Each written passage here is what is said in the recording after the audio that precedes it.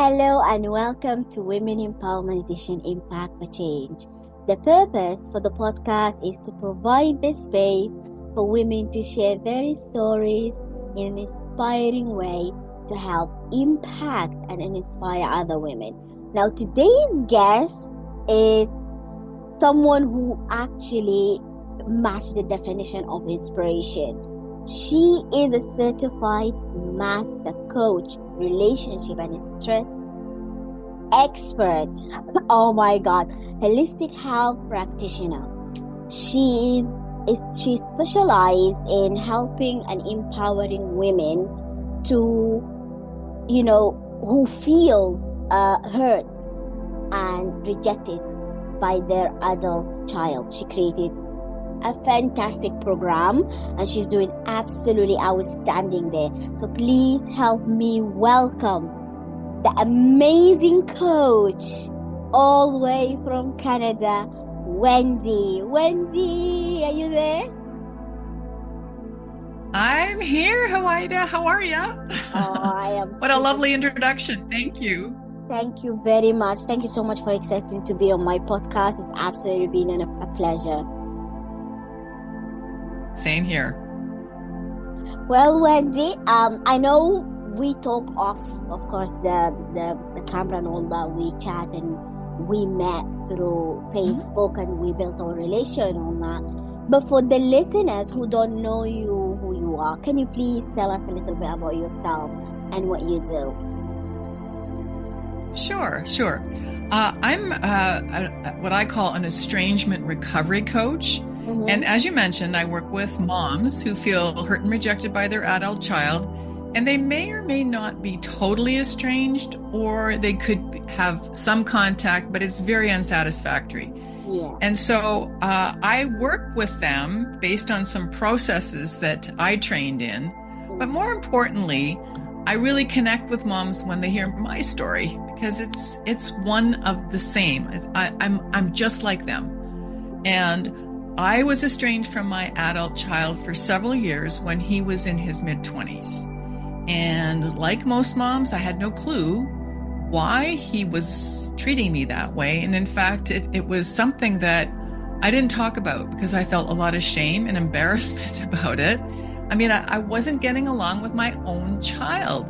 I couldn't talk to my family about it because I was afraid they would judge me. Same with my friends. I mean, it's really kind of strange when we have what we think are good relationships and we don't trust them to see the genuine, like who we really are and what we're struggling with. And so that's an important clue for examining your own relationships and doing some self-reflection. And I did a lot of that when I was going through that estrangement from my son. And, it was something that I did research on the internet. I looked for the answers. I read books.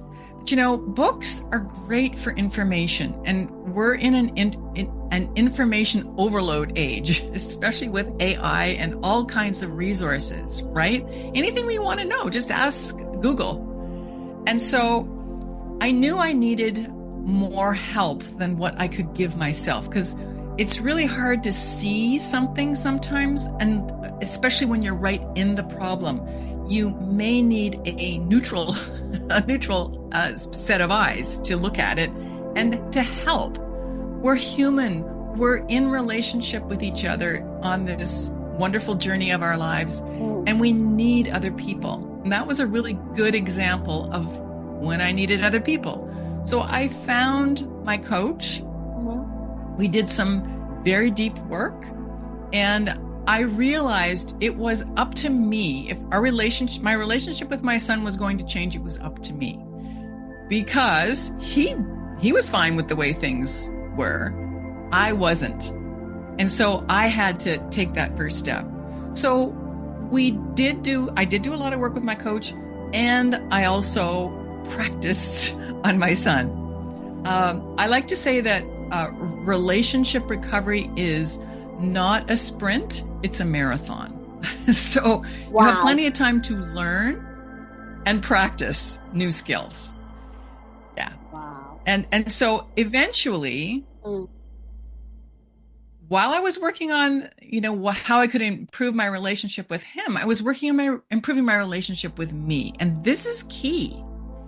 In order for me to show up genuinely who I really am, I had to figure out who I really really am, back then. And so I did that. I worked on myself and I practiced. And that was the key towards realizing one day that I liked our relationship. I liked who I was showing up as. I liked myself. And in fact, I loved myself. There's another aspect.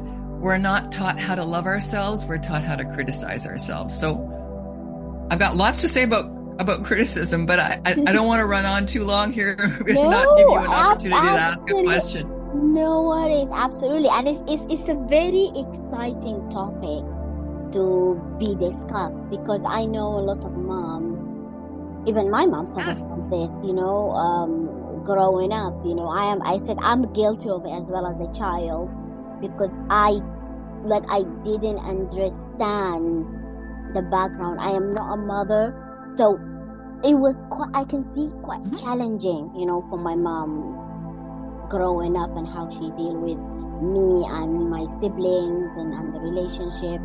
And I absolutely, let's say, understand, not completely, just have that understand because of the experience that I've gone through with my mom, the challenge that she have endured. And I know, and of course, like, every situation is different with mothers, right? You agree with me?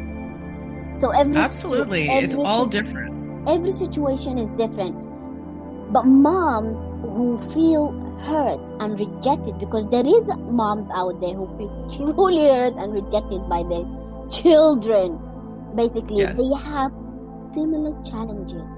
So what do you think? I know, because you've gone through it yourself. From your experience, what are the top, say, 3-5 challenges that moms face when it comes dealing with adult children? Well, it's interesting because one of them is communication. And sometimes words mean different things to the people talking. And you can say one thing, like respect. You're not respecting me, a mom might say to her kid who's being maybe holding up the cell phone and not looking at her. And, when we're able to have empathy for each other, and I see that as being a two-way street, but because the mom is the older one and the more experienced one, and the one who is wanting the relationship to be different when it's adversarial or when there's no contact, it's up to the mom to take the initiative and find the gaps maybe in her skills, in her knowledge, in her ability to listen more and speak less. That's a really big one, because moms have lived longer. I just said that a few minutes ago. And what have we gained? We've gained experience and knowledge and perspective. And what do we want to do with all of that? We want to share it with the people we love the most, our kids. And our kids are meanwhile going, talk to the hand. I don't want to hear what you have to say. That is true. Like, some children are just bomb. It was like, you don't understand me, mom. Especially children who go through puberty, This is a very, very sensitive age. And the mother struggle, with this type of emotion. So what advice, I'm going to use your expertise right here, as a coach, what advice do all moms in this situation actually need to be able to, not only just work on themselves, but better their relationship with their adult children? Right. Some of this is really good to start when your kids are young, such as don't give teenagers advice unless they ask for it. And Abound, I say Wendy. even teenagers. Mm-hmm. I say even teenagers. Mm-hmm. Because teenagers need to fail. They need to find what works and what doesn't in life.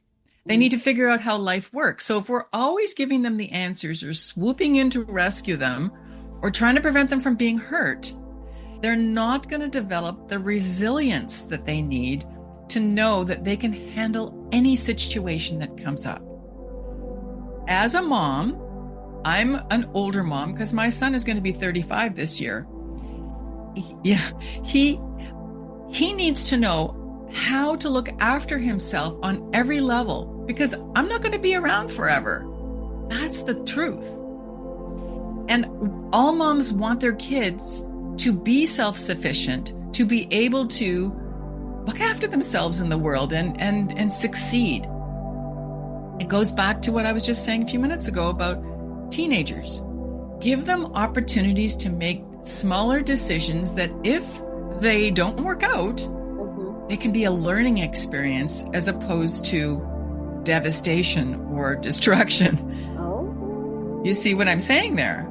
Yes, and I have a lot of, the thing is, Wendy, is what funny is, like most of mom, they are keen to give advice, especially to the teenage children, like, you know, giving them, like, you said a very fair point in here where, like, don't give the teenage, you know, children advice.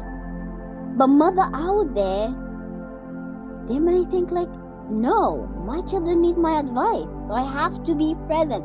So they feel the need to give advice to their children. And I see that in so many, you know, the moms out there, the relationship between children and a mother. So from the experience, from, you know, the background that you've gone through, and I know I've heard your story, it was one of inspiring ones as well. So what do you think is missing, like from today's like mother and a child relationship, you know, that could make a significant difference in whether the relationship survive in the long term?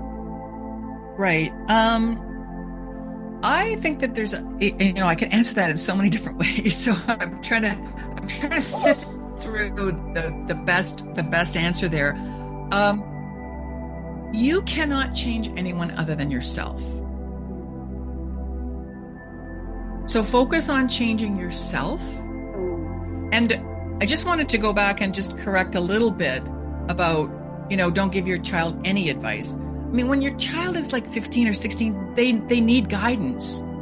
But like I said, it's really about finding a way that they can learn a lesson on their own without having to have a lecture or having to understand that I don't know anything and my mom knows everything and I'm going to rely on my mom because I can't make decisions on my own.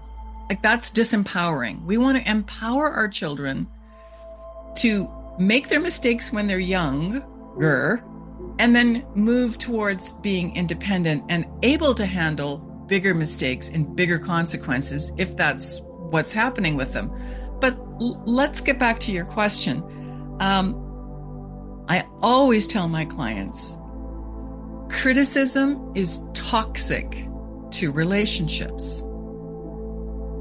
Think about that. That is true. Oh, honey, you should cut your hair. Or, oh, that dress is really, doesn't look very flattering on you.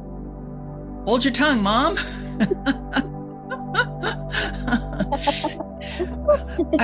It's not dangerous for her to wear her hair the way she's wearing it or her dress that doesn't look flattering. There's ways of saying things in a positive way that reinforce their ability to make their own choices.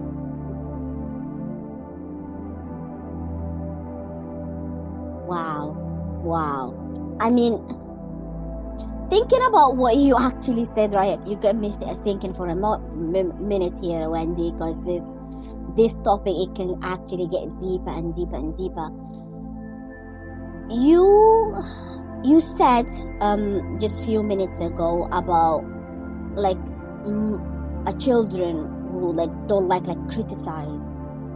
What about the moms who love giving lecture to their children and they feel like they... Well, I'll tell you. Yeah, go ahead. I was just going to say where that's coming from is they want to prevent their child from experiencing hurt and pain. And when we get rejected, I'm representing all moms right now.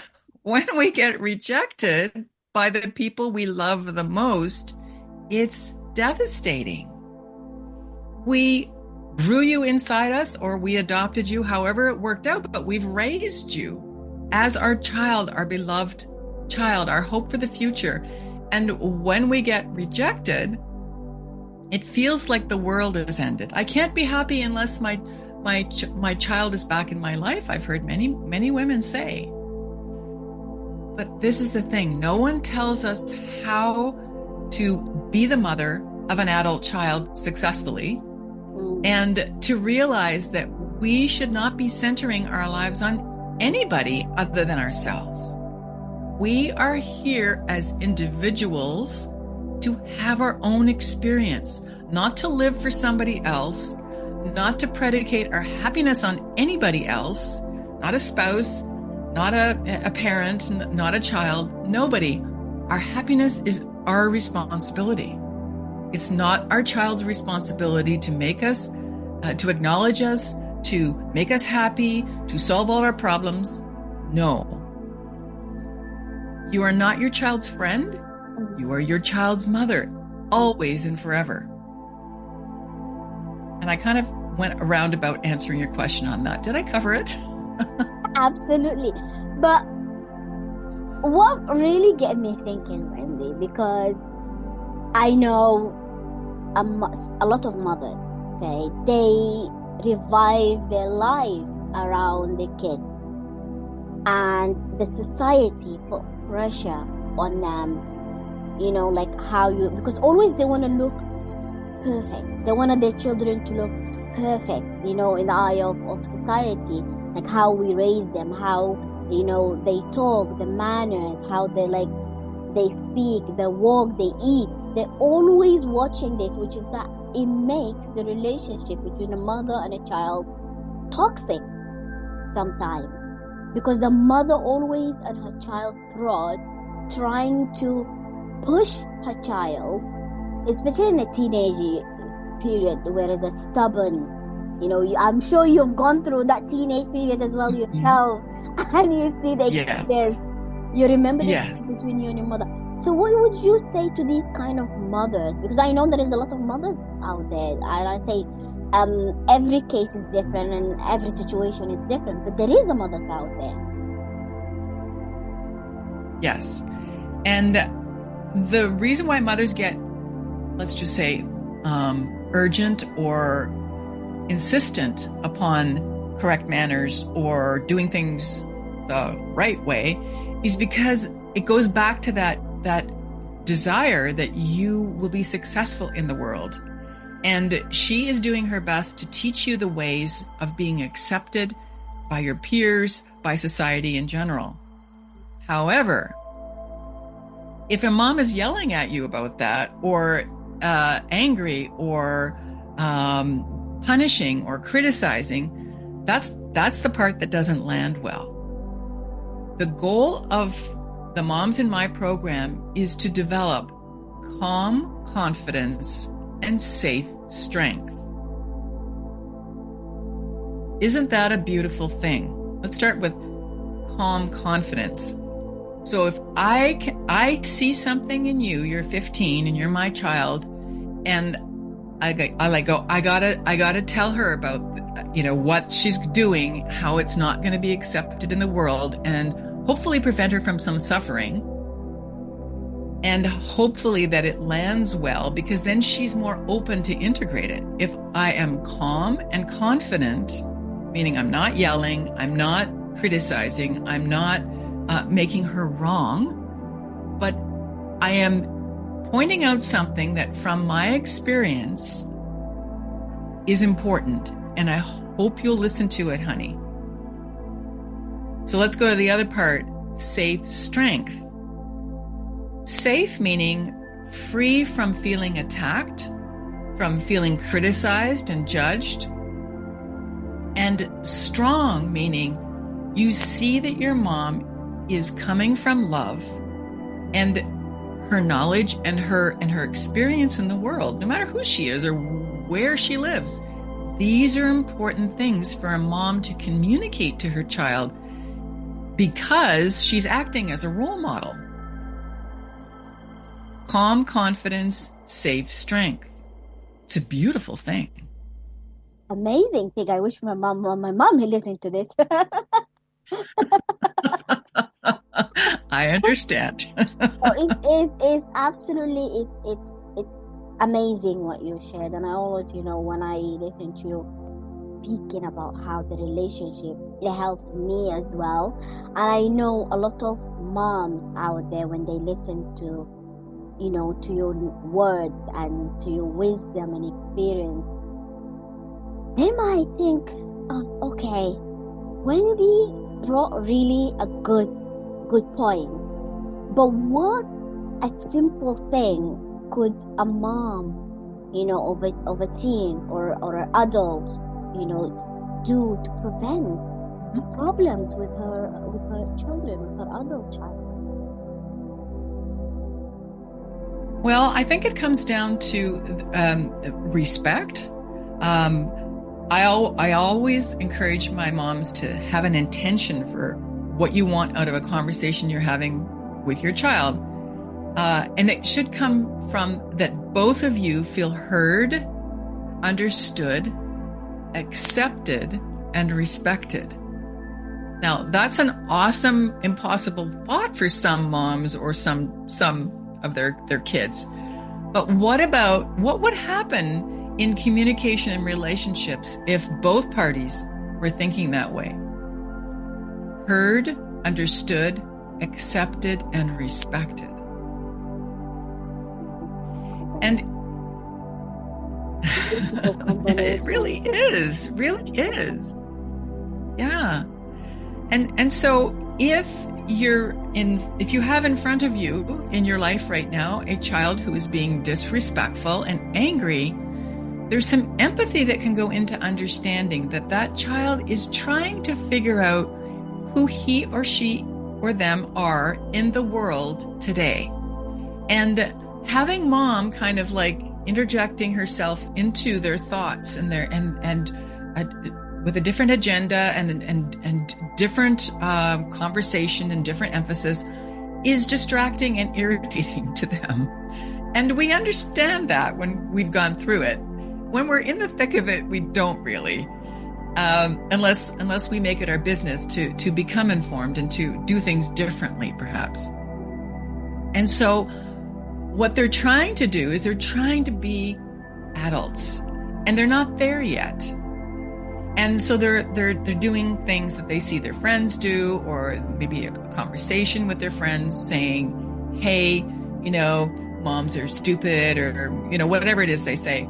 And if you're getting disrespect as a mother, it really is up to you to have the courage, find the courage, it's inside you, to correct that behavior based on your own self-respect. Honey, you might say, I want to listen to what you have to say to me. I really do. But when you talk to me like that and swear at me, all I hear is the yelling and the swearing. And my brain freezes. I can't think when you're talking to me like that. I need you to be calm so we can have a good, productive conversation. Blah, blah, blah, blah, blah, blah. Swearing. Honey, I need you to be calm. This is a broken record technique. I don't know if you ever saw an actual, vinyl record, but we would put the needle on and make the music go. And if there was a scratch on the record, it would say the same words over and over again to drive you bonkers. But in conversation like that, where someone's coming at you aggressively and you love this person and you want to, what I call, this is another learning, preserve the relationship rather than drive them further away. You want to preserve it. You're going to find a way to make them understand that you can't have a conversation when someone is screaming at you or swearing. You cannot. You cannot. So get a hold of yourself, or I'm going to have to hang up, or we're going to have this conversation later. You know, if the kid's right in front of you. So you see what I'm saying? You've got to communicate that this is not going to work. This swearing and disrespecting and yelling at me, I'm not going to tolerate it. I'm not going to be present for it. And if you continue it, I'm going to turn around and leave the situation. And who knows, it may be what they want in the first place. But what I'm saying is that doing it this way is setting a boundary. Boundaries are very important in relationships. I'm nodding my head because this is another clue. Boundaries are responsible for good relationships. In that little role play I just did, that's mom setting a boundary about how you can treat her or not treat her. And it works the other way too. Kids need to be able to say, Mom, I can't listen to you when you're yelling at me. I need you to say it calmly, or I can't hear you. It's making me too upset. All I hear is the criticism and you're yelling at me, and it just makes me angry when I hear that. So I went a little on both sides of the conversation there. I was talking to a friend, actually her daughter. She came to me for advice about her mom. And she was upset. She was worried about something that she saw her mom doing. And she knew she had to talk to her mom about it, but she didn't know how to do it. And so that's why she called me. And I said, okay, first thing, set your intention to preserve the relationship. And what that means, it doesn't mean do whatever they say and you know, not take care of yourself and just make yourself invisible. No, it's preserve the relationship, meaning you want to listen. You want to be respectful. You want to help her to be heard and understood and respected. And then for this young woman, in her problem with her mother, I said, don't call her names. Don't tell her that she's being stupid in what she's doing. Like these are all inflammatory things. Avoid that. Instead, tell her how you feel about what she's doing. Mom, what you're doing or about to do is frightening me. I'm scared of what's going to happen if you do that. And so she was able to see how she could be heard in the situation and not alienate her mother or risk her mother misunderstanding. The daughter was genuinely concerned about the mom, and I had to tell her, this is important too. And I tell this to my moms. Honey, you are not responsible for your mother's marriage. You are not responsible for her happiness. That's her responsibility. Sometimes moms who don't understand that draw their kids into their problems and think that this child could be someone as young as, well, who knows? Could be a 10-year-old, could be a 15-year-old, doesn't matter. Could be a 35-year-old, doesn't matter. It's your happiness as a mom is none of their business. They want to see you happy because, hey, that mom's taken care of. I don't have to worry about her. I don't have to take care of her. Yay! Wouldn't that contribute towards a better relationship with your adult child if you had that attitude? Sometimes I've heard daughters say, my mom is my best friend. And I say, that's great.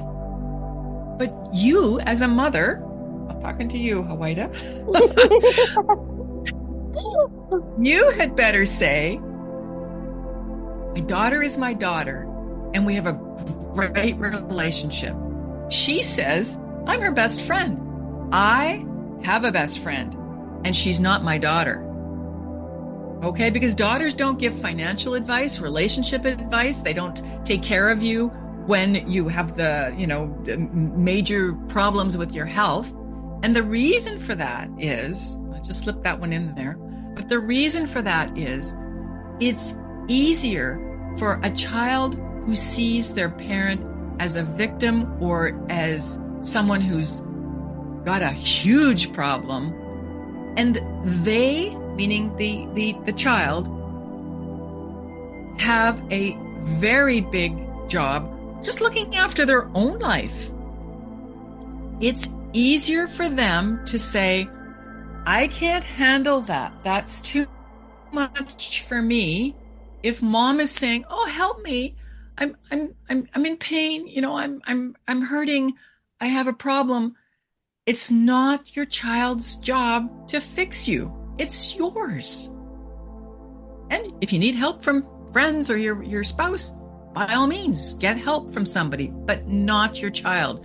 Your child needs to hear, honey, I have this problem, but I've got this. Imagine if as a child you hear that and you go, oh, I'm so glad. I'm sad that she's not doing well, but she's got this.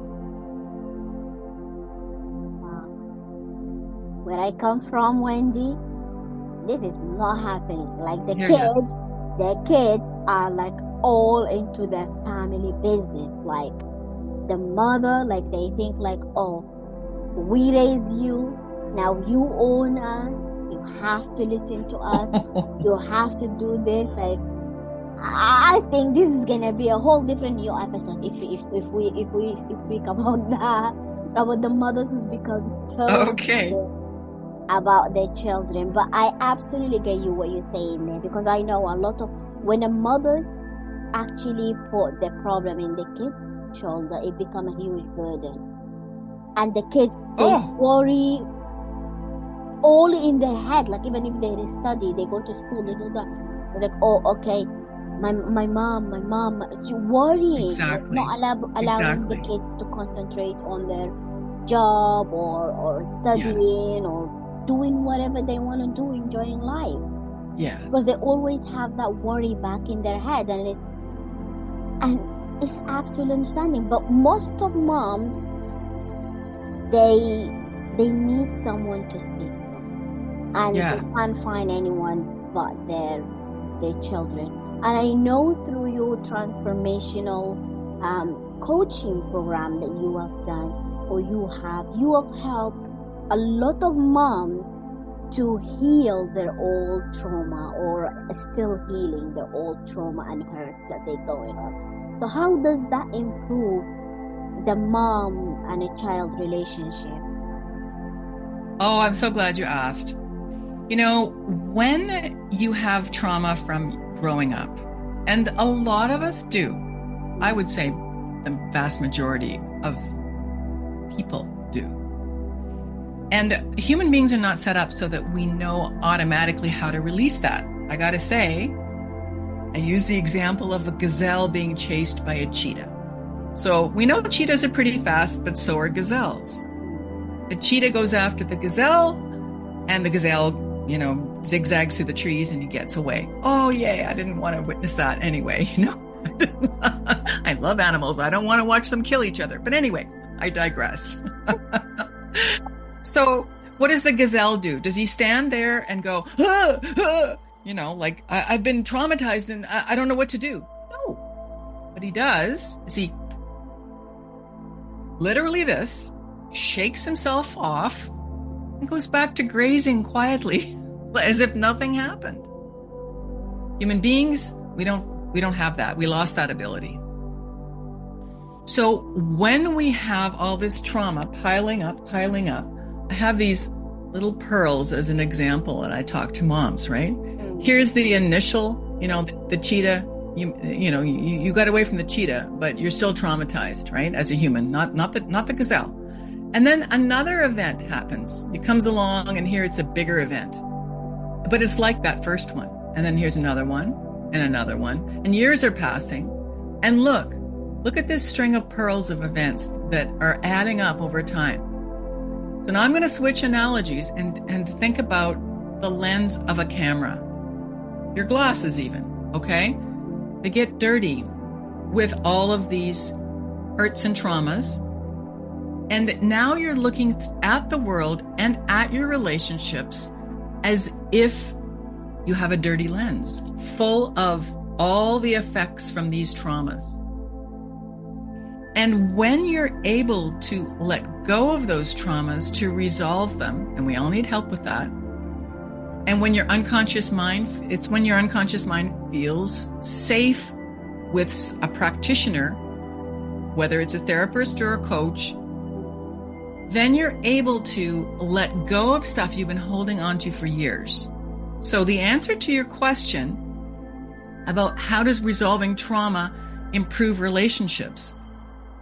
If I've let go of that old trauma, I've gotten some learning from it, because the trauma is part of who I am today. It's my strength. It's my resilience.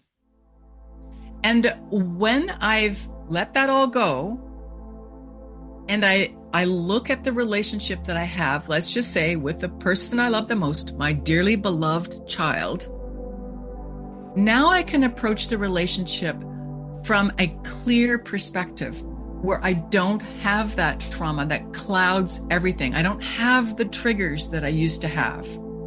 You know, you're looking at me funny, and your grandmother used to do that to me, and I am so angry.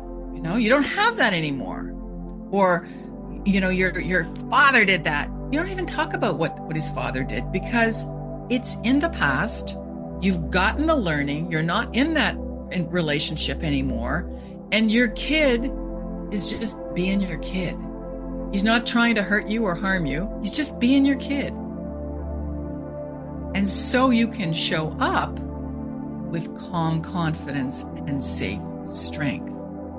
That's how resolving your past can improve your relationship with your adult child and everybody else in your life. Wow. I mean, thank you so much for sharing that, Wendy, because I know lots of moms who are like, let's say, obsessed with their children, and a lot of mom who's just throwing all the problems to the children is because they saw it from the generation. They saw it like, yes, his mom or her mom, mom throw it in him, and then they say like, oh, I saw my mom do that. There is no problem at all. And then she goes and throw that to her child without knowing what the damage is that really does yes, to the child. And a lot of yes, moms, they carry on the hurt and the trauma that they have. yes, And I know your program had a huge space for women, like save women, to help them, the mothers, to help them out, to be able to be there and speak and just be themselves and heal from the trauma and the hurt. But how does your online program help moms to rebuild, the connection and have a fulfilling relationship with their adult children? Well, part of the program is an online portion that I think you were referring to. It's called the Relationship Rescue Program. And in that online program, I put a whole bunch of learning about relationship and life skills that frankly, I got tired of repeating it when I would have one-on-one sessions. And I thought, okay, so what I need to do is I need to record this, put it online so it's my best work, and that every mom gets my best work in this online program to learn things like the value of and the essential value of forgiveness and apology.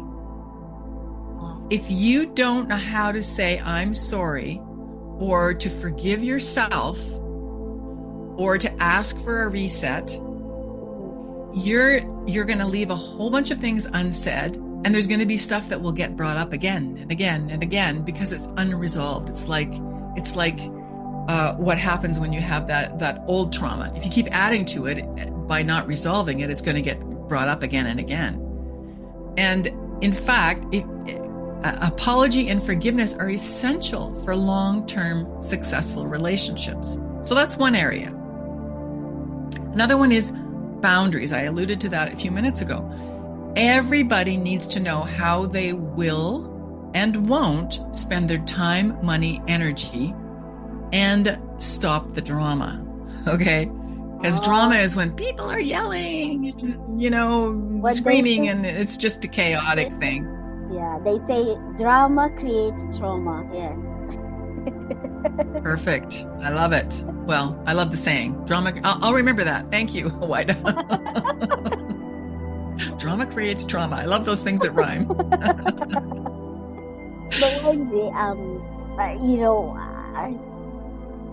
you've said a point that really, really opened my eyes. With the first point you said, forgiveness and apology. Those two, does it need to be like the mom needs to apologize to her child or forgive her child? I know forgiving herself and apologizing, herself and be more lenient with herself is very important. But what about the child? What about the child? Do the mother, because I know a lot of mothers they find it hard to apologize to their child and forgive it to their child. Is there like a two-way relationship? Because I know some people absolutely it's only one way or something. Absolutely. And I know we're talking cultural differences on, if we're talking about around the world, right? Moms around the world. And because of the internet, because of TV, because of travel, international travel, and immigration, we have to look at what is right now. Like, what is acceptable behavior? How will people treat my child if I send them to school X, right? And these days are more tolerant, more understanding, more accepting of people's differences. And when we have an opportunity to learn and accept how things are, and number one, to accept the other person, whoever that other person is, it's easier to go, I'm sorry, I didn't realize I said something that offended you. That was not my intent. We're human. We're going to make mistakes. We're going to say stupid things. It's just the way it is. True. And moms are not in certain cultures, and maybe in all cultures. I can't really speak to this, but let's work with me here. If it feels humiliating, or it feels like I know I'm right and you're wrong, to say I'm sorry, or please forgive me, or I forgive myself for saying that stupid thing, right? As opposed to getting angry at yourself or angry at the other person, or glossing over it, or saying it's not important, or worse, I don't know if you're familiar with this term, gaslight somebody, meaning denying their experience. We want to preserve the relationship, so we're not going to gaslight somebody. We're going to hear that they're upset, and we're going to respond in the most respectful way possible, which in some instances is me as mom saying, I'm sorry, honey. I can see that what I just said is upsetting to you. That was not my intent, but I can see how you could have felt that way. So what it is understanding that you love your child and you need to respect them and where they're at and accept them. I remember a few years ago, I had a mom who was upset that I think this girl was not a young person. Like not a teenager. She was in her early 20s. She was going to university, and she and her mother had a conversation that she was going to be having sex with her boyfriend. And her mother was like, oh my God, Wendy, neither her father nor I want her to do this. And I said to her, look, you can't control her. She's going to do what she's going to do.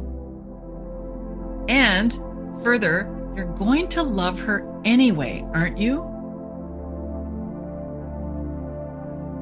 So make sure she's got all the information she needs. Take her to the doctor, get her set up with birth control, whatever it is, and have her be safe. And don't worry about trying to tell her what to do. She's going to figure it out eventually, whether this guy is good for her or not, and you're there to help her. You're there to help her regardless of what happens, because she knows your number. She knows where you live, hopefully. And hopefully she'll feel that you're safe to tell her secrets and her concerns and her grand worries.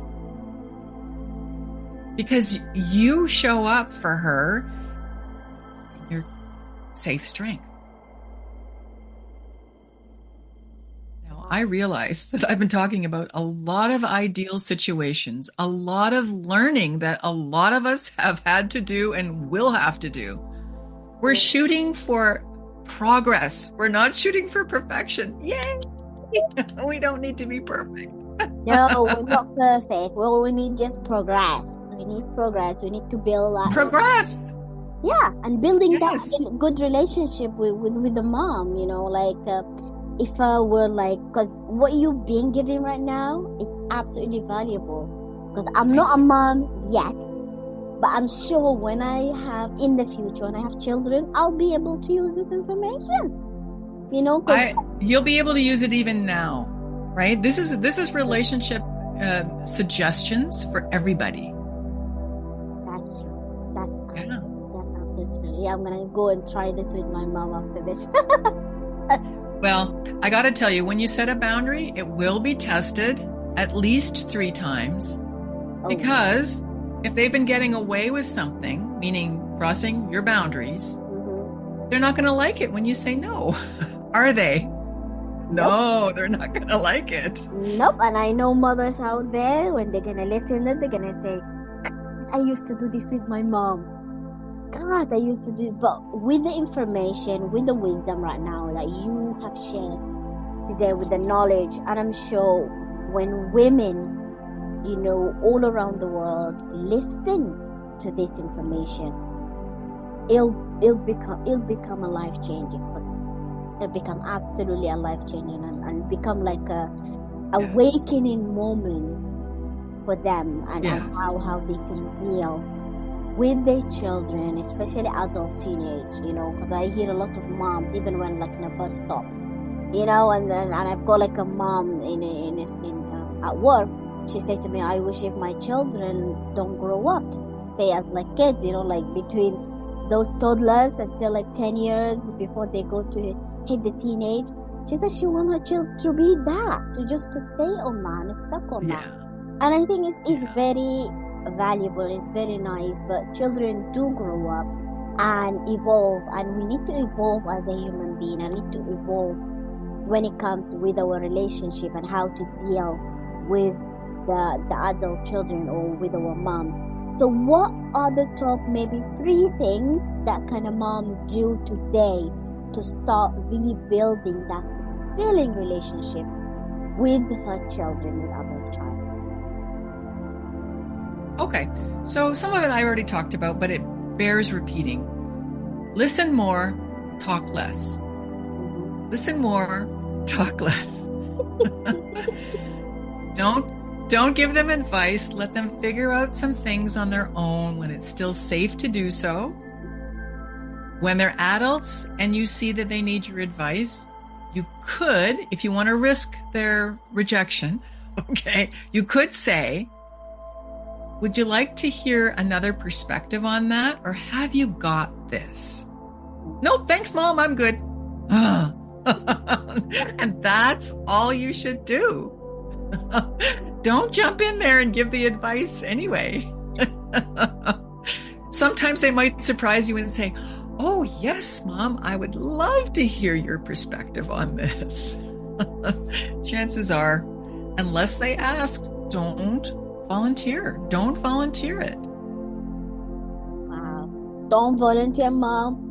And that goes with me, because I do give advice a lot as well, with the relationship with my peers. So this is a learning opportunity for me, actually, and it's really helping me out, and it's really, really inspired me to go and make that change, with the relationship with my mom, with my peers, with my siblings, and helping, because what you share today, it can be used as general. It don't have to be just between a mom and a child, yes, but also could be between yes, best friends, between, cousins, so it is actually very valuable advice. So thank you so much.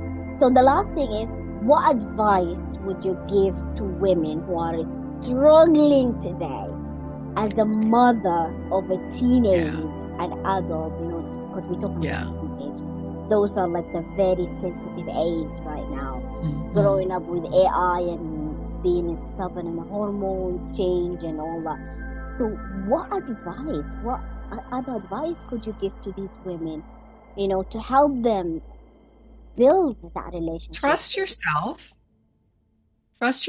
and trust your child until they prove that they can't be trusted, right? And if they can't be trusted, then you need to get involved.